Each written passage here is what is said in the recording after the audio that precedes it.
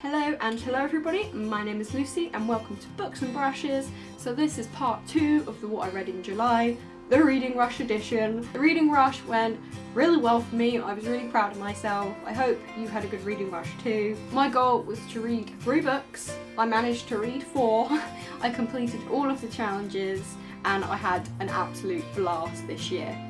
I've done so much interaction with other booktubers and watching all the vlogs and trying to read and keep up with everything. I managed to do 3 of the video challenges. Did I do them all? No. Did I do all of the Instagram challenges? No. But considering this is the most I've ever done, I'm really proud of what I managed to accomplish this year. I have now managed to update my Reading Rush profile on the website. Unfortunately I did have a lot of problems and issues with it because of the servers. I feel so bad for Ariel and Reagan. Like, you can see they put so much heart, soul, passion and hard work into this. Like, to do this annual event every year, the work it takes, the sponsorships, everything. And then this year to have rebranded and created a whole website.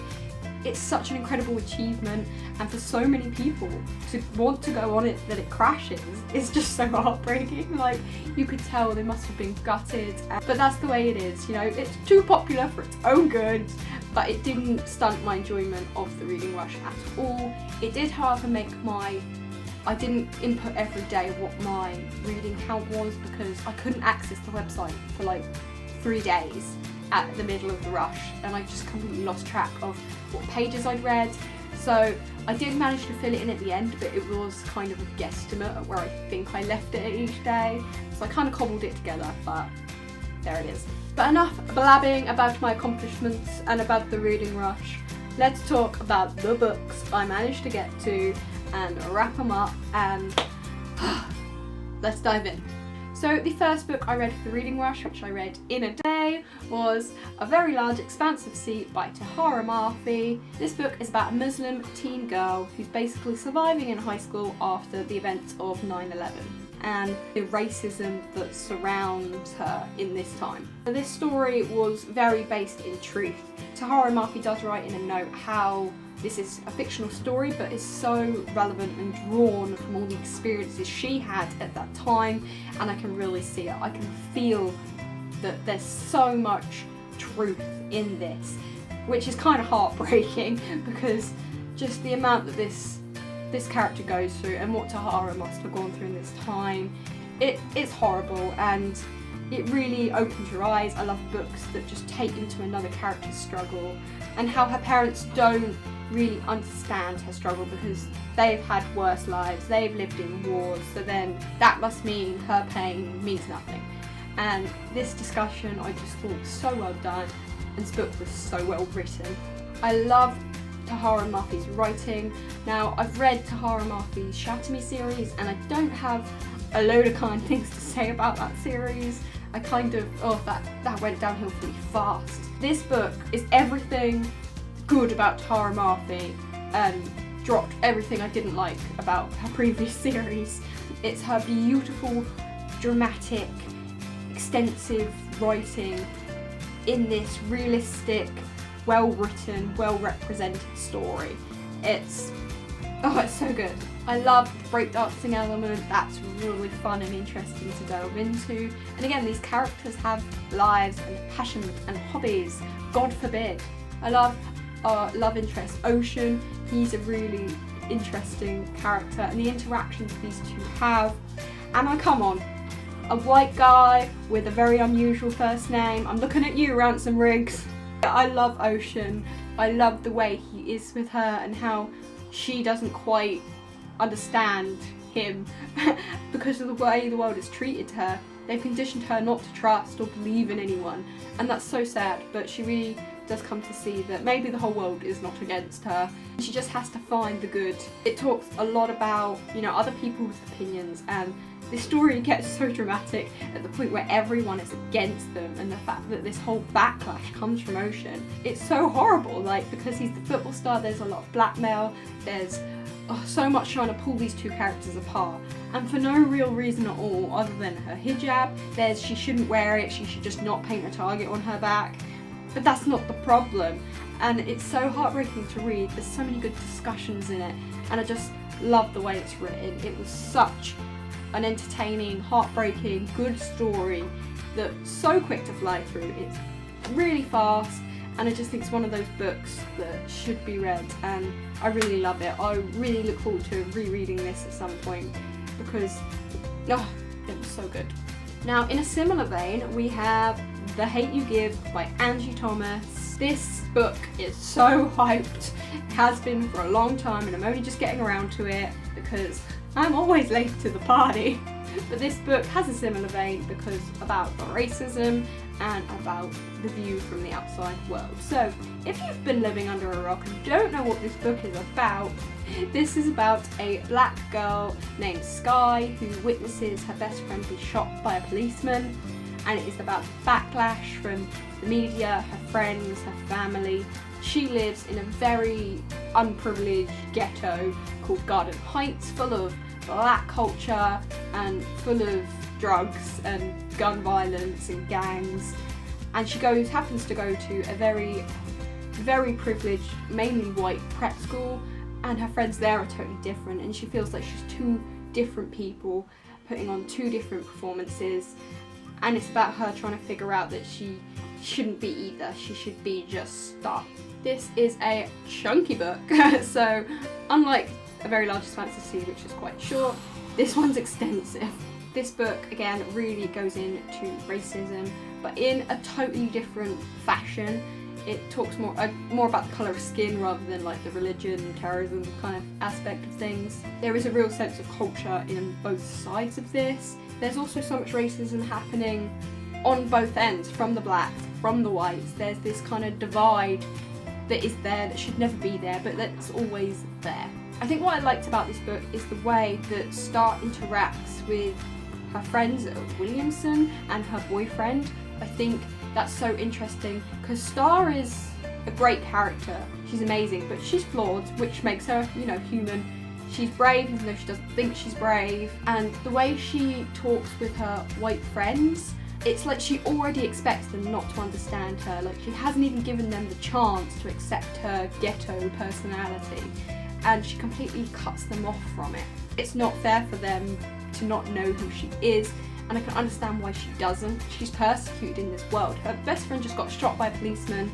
He's on trial. Is he going to get persecuted? Probably not. The unfairness and the injustice in this story, the delicate balance with the gun violence, it's all so complex and relatable. Star's not perfect though. She doesn't quite commune with them in the way. Like, there was a few points where I was like, Star, just, they have your best interest at heart. Not some of them. I mean, one of them's a bit of a bitch, but your boyfriend and your bestie have your best interests at heart. You would stick with, you just explain it to them, explain why they don't understand. Don't just tell them they don't understand what it's like to be you.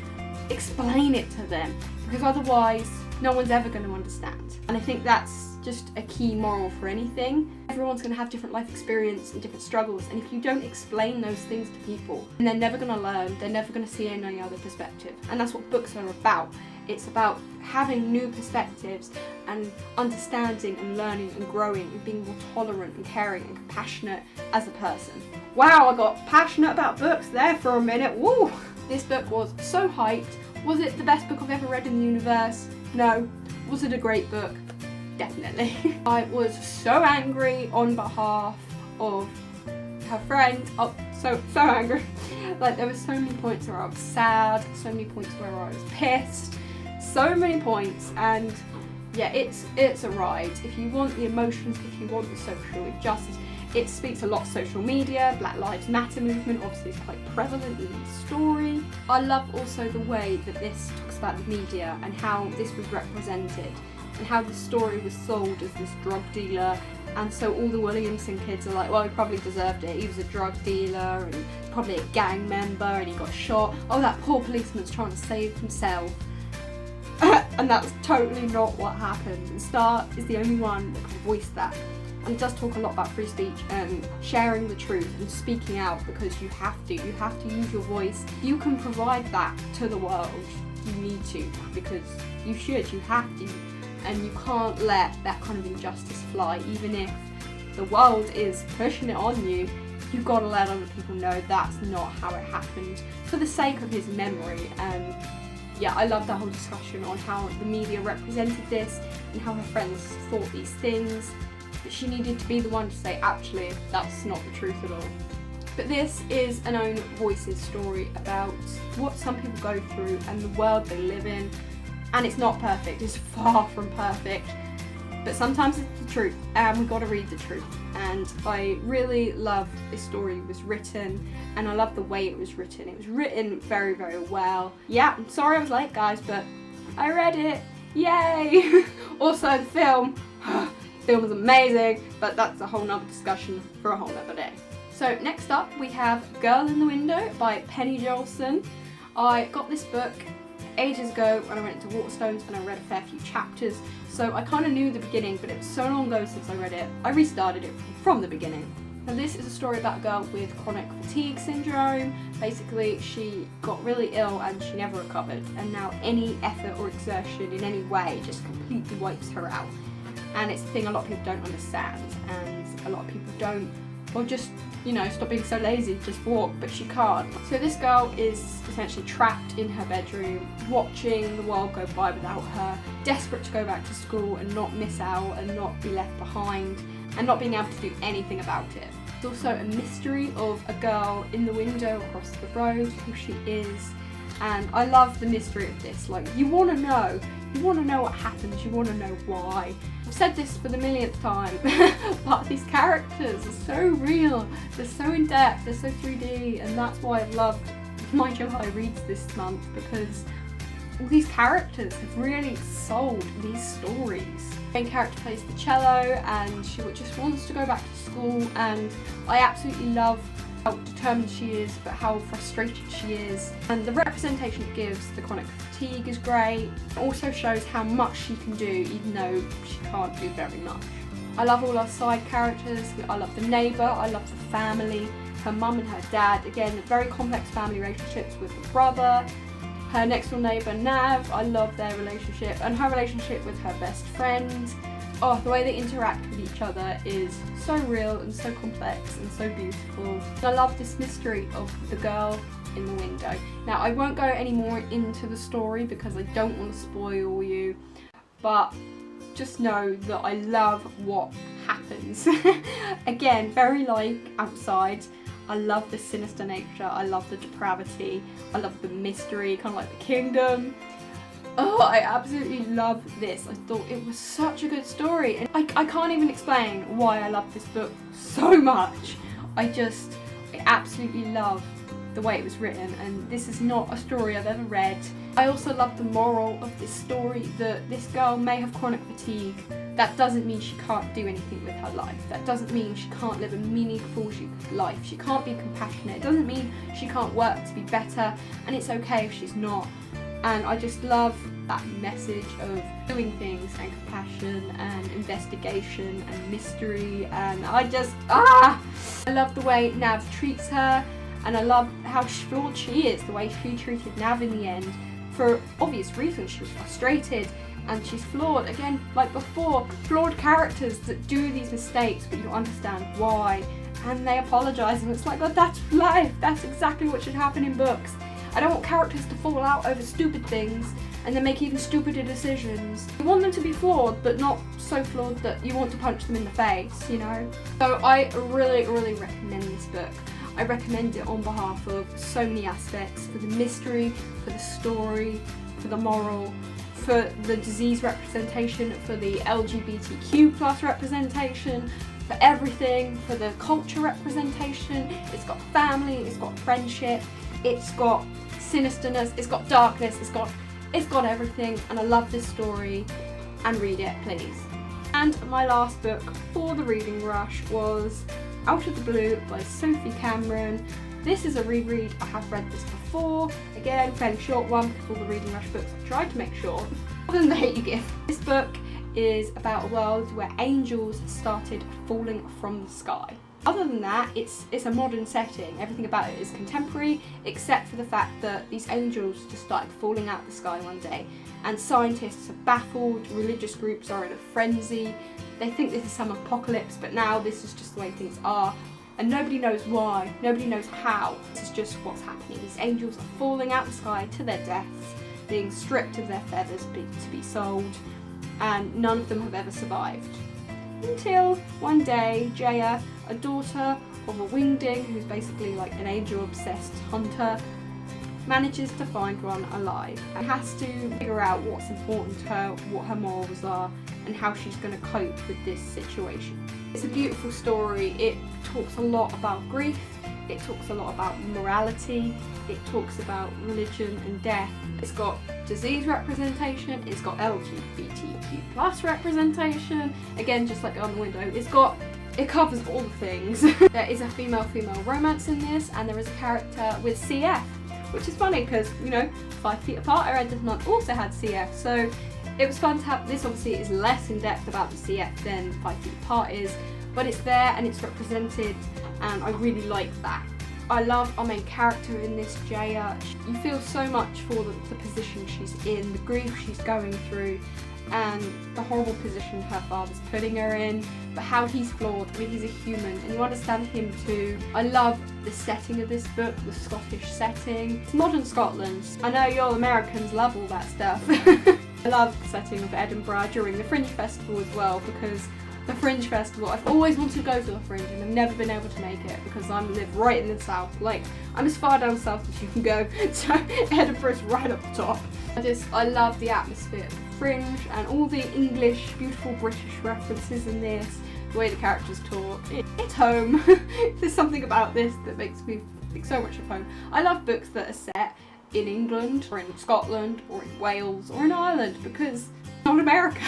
I mean, I love books that are set in America too, but I find there's something so much more me in books that are set in Britain. There's so many little references and details that are home, and I love that. The setting is absolutely beautiful. I just love the otherworldly topics this goes through. It's so much humanity, and having a contemporary with that slight bit of magic in there is beautiful, and I just love the way the story is told. It's delicate, it's beautiful, and it says so much in so little. It's just a really exciting, fun, heartfelt read. I've read this before, I'm so glad I got to reread it.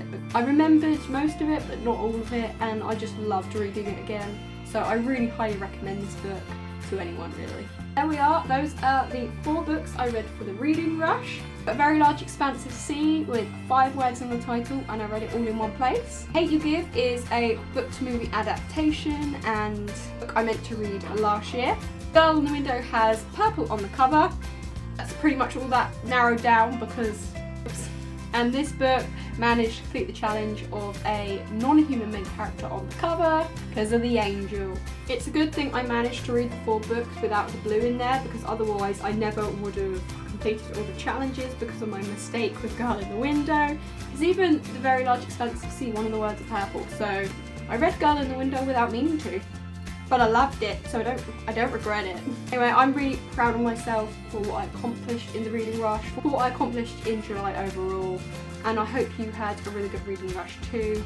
I want to know which of these books do you like the sound of, or do you like most, and how many books did you read in the reading rush? Tell me about your reading rush, because I want to know how it went. Hopefully August will be just as productive. I doubt it, but you never know. Please like this video if you enjoyed my part 2 of my July wrap up, and like I said, comment down below because I really want to know which one of those books you would want to read the most and what was your favourite book of the reading rush. Comment, like, please subscribe. I've made so many booktubey friends during this reading rush. It's so fun. I've discovered new small booktubers. I've spoken with some real great booktuber friends of mine that I've made. And I'm just so grateful for the rush and what it's giving me and reading in general, because July has been quite a month. Like, in my personal life, a lot of things went down in July. My world imploded, and yet I read all these books. These are some of my best moments in July, and without reading, I don't know who I'd be, I don't know what I'd be, and I don't know how I'd cope. Everyone who is subscribed to me, I love you to pieces. Thank you so much.